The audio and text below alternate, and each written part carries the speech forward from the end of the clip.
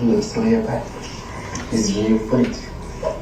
My name is Melly, and I'm gonna turn myself in. But I'm in a suitcase because they are arresting me, and I have to get on a private jet, and I don't want them to see me.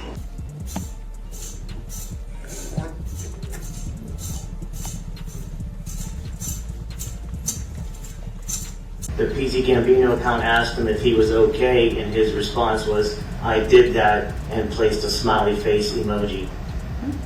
And the next message from 10/26/2018 at 16:02 from Eastern Standard Time. The YNW Melly account says what? After that, SHHHH. And could you please stand and point on the right side of the screen exactly which parts you're saying where the YNW Melly account says, "I did that"? I did that. This is the thread ID. This is the text. This is the author. And this is the recipient. Then you come down here, same thing. The ID is for the actual message, which is just specific to that one message. Then the thread ID is the actual continuing message. The upcoming YNW Melly trial will be nothing like the first trial we already saw, as all of YNW Melly's wins in the first trial will not even be mentioned in the upcoming retrial by the prosecution, such as no firearm being found. Why not?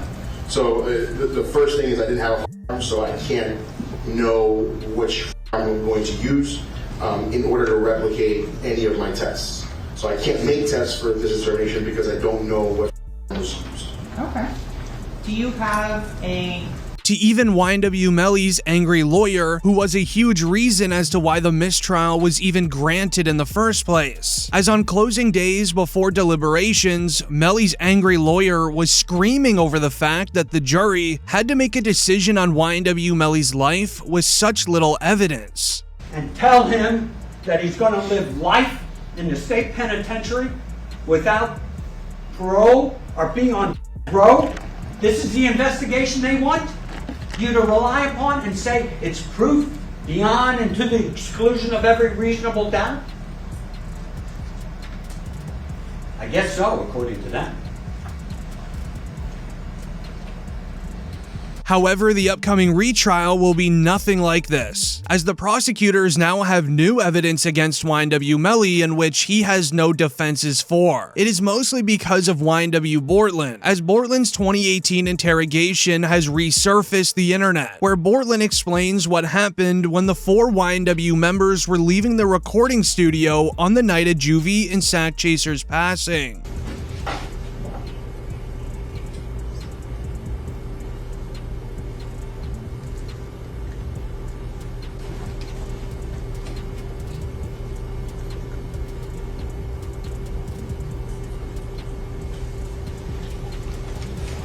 As YNW Bortlen reveals, after hopping in their vehicles, they began driving home until this would happen. Okay, tell me what happened. Man, I was playing music, getting off the exit. I was already getting sleepy, almost home, you know what I'm saying? And like, just out of nowhere, like, I just heard, you know what I'm saying? So, and I ducked down, you know what I'm saying, in the car, and I almost crashed the car. Let me back you up a few minutes. Where were you coming from? I was coming from the studio, from Fort Lauderdale. Fort Lauderdale studio. Which way did you take? I took I-75, 595 to 75. Expressway. Yeah.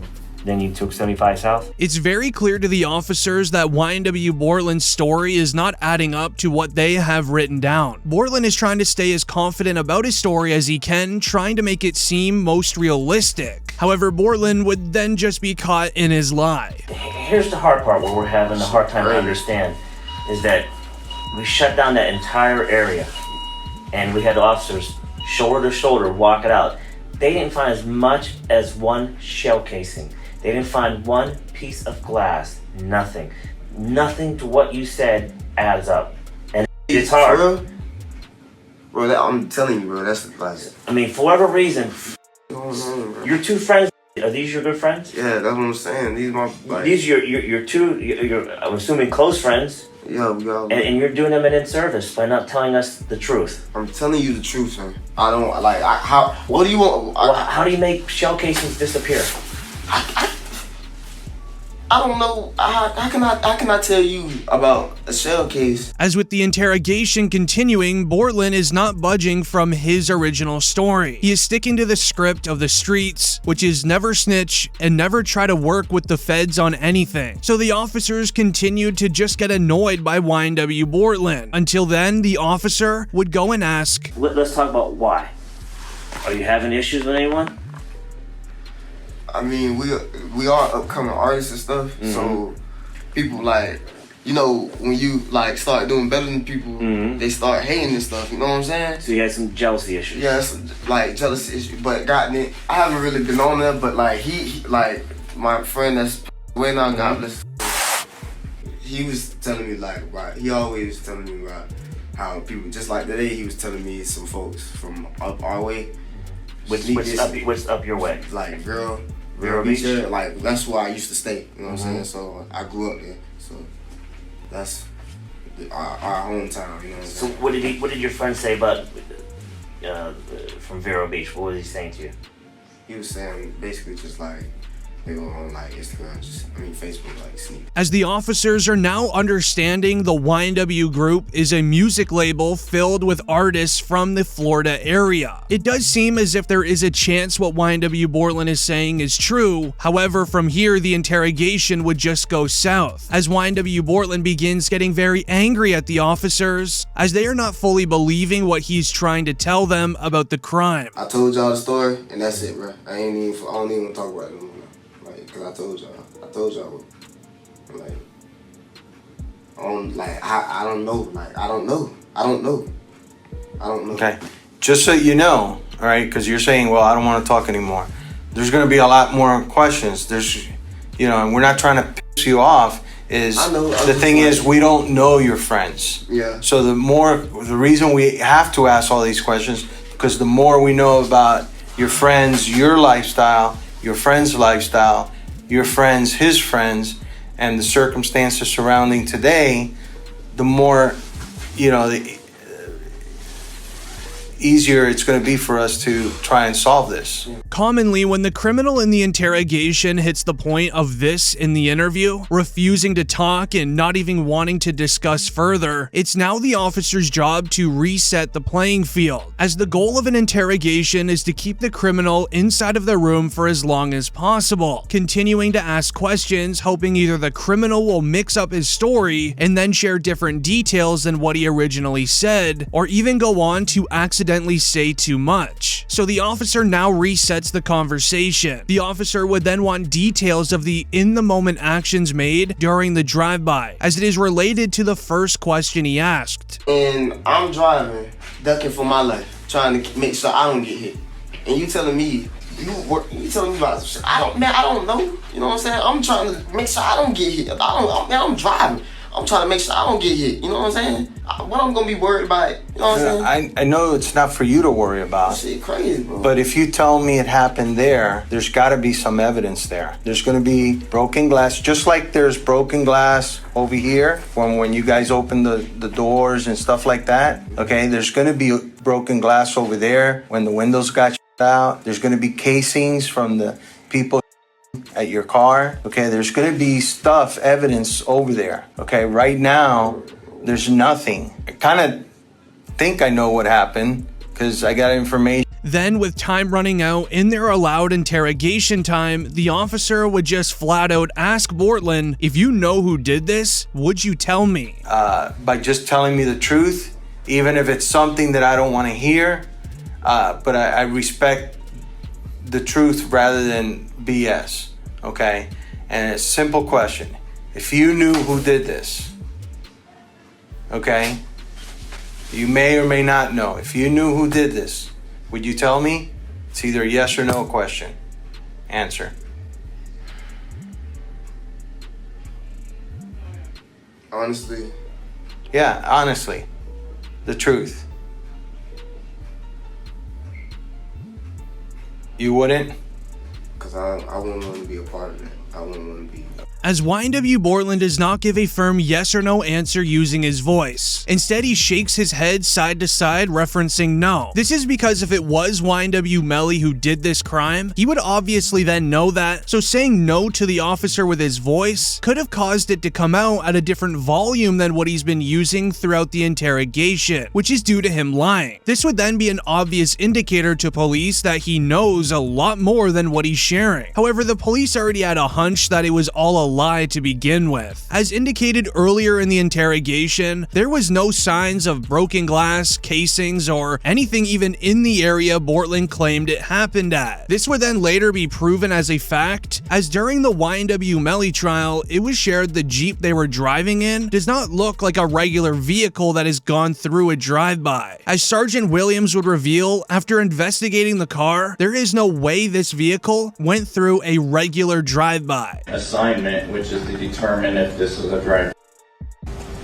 And my determination was that this is not a drive-by, and it's based upon this picture here, which is a very good picture to describe it.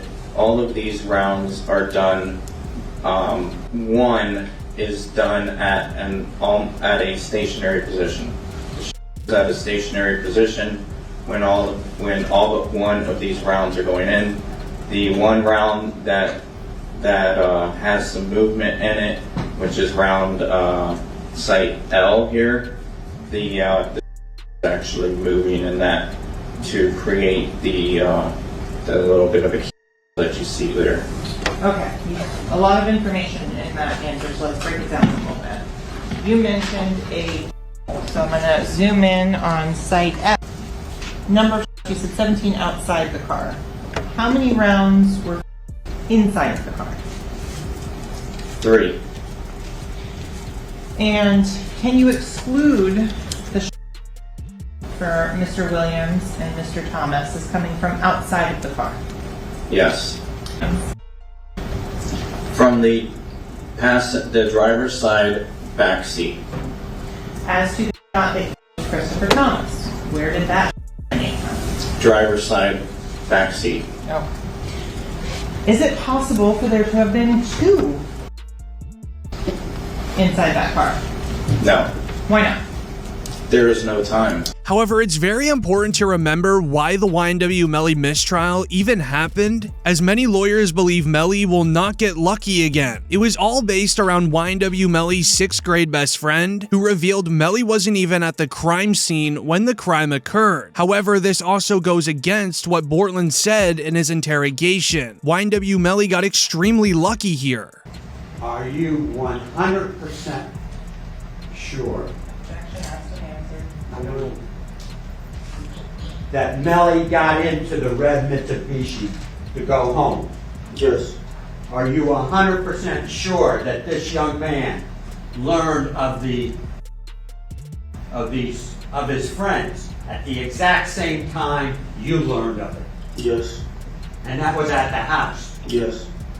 Are you 100% sure that when people were getting on the phone, that this young man was looking for his phone to call people? Yes. As Davis would then even double down his claims of Melly not even being there, sharing that Melly was picked up by the YNW members that were driving in the red vehicle when leaving the recording studio, as the members in the red vehicle needed somebody with a set of house keys to allow them into the YNW crib. However, during Bortlen's interrogation, he never even mentioned this. Okay, so the only 2 people you know who had a key to the house was this young man. Yes. And Cortland Henry. Yes. Did you see this young man unlock the door of the house? Yes. Who was the last person to get out of the red Mitsubishi to go inside the house? Trayvon, he was in the cot still asleep. Did you see where Melly went?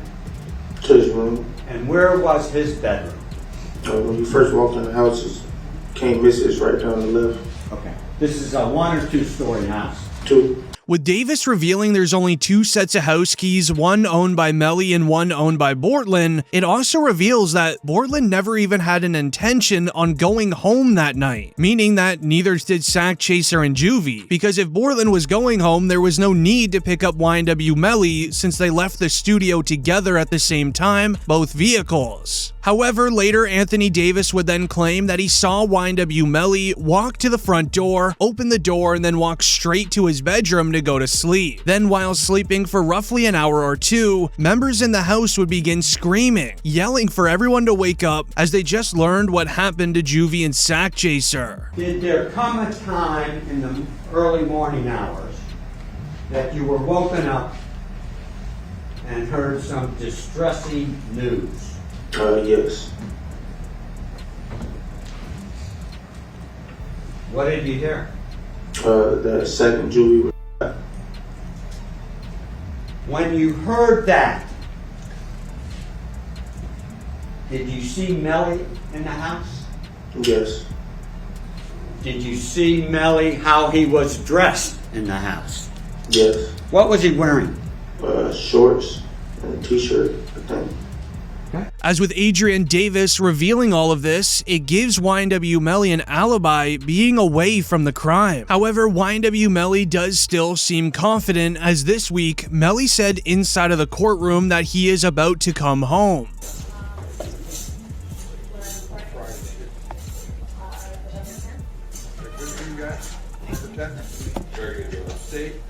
As Melly believes he will be released on bond for one reason, and it all begins this week, as YNW Melly's mother, Jamie King, filed paperwork against the lead detective in Melly's trial named Mark Moretti, as Mark went after YNW Melly's mother in a pretty serious way. As it reads, "We received a complaint by an attorney representing Jamie King. King is the mother of Jamel Demons, the given name of YNW Melly. YNW Melly's lawyers filed a motion in his case seeking Brady material against the detective. Brady material refers to information that could be used to question the integrity of law enforcement officers who has testified in criminal cases." It continues, "Details about the encounter between Melly's mother and Moretti were not available Thursday with one exception. While the incident took place on October 12th, 2022, the complaint was not filed until this month, as allegedly YNW Melly's mother was called in for an interrogation by Mark Moretti. Once arriving to the police station, Moretti wanted Jamie King's cell phone upon arrival. However, Jamie King was not giving it up, and she even said she was going to leave instead. Now this would get Mark Moretti quite angry, as Moretti would then try grabbing the cell phone from out of her hands, end up causing her to have a hand injury. Now let me take you back 7 months ago. January 2nd, YNW Melly's mother and YNWB Slime were on a No Jumper podcast, as Jamie King could be seen with a cast around her hand. She then mentions a police officer was responsible for it. She didn't want to get into full detail that could mess up Melly's case, but she did hint it was a Broward sheriff's officer. There is a very high chance this will now delay YNW Melly's upcoming trial. This does give him an advantage in the courtroom to even be released on bond. Mark Moretti's police work needs to be investigated after Jamie King's paperwork,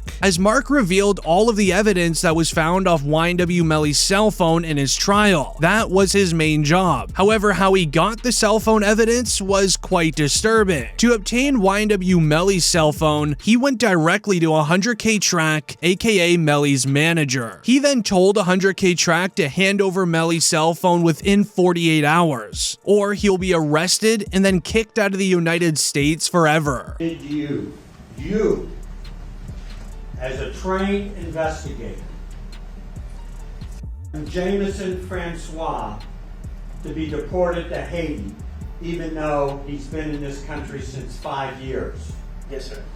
Did you, in fact, that he would not get fed and get any medicine in the jails? I don't know about that conversation. Do you think a witness who tells you something that you don't like really gets to the truth? Objection or irrelevant.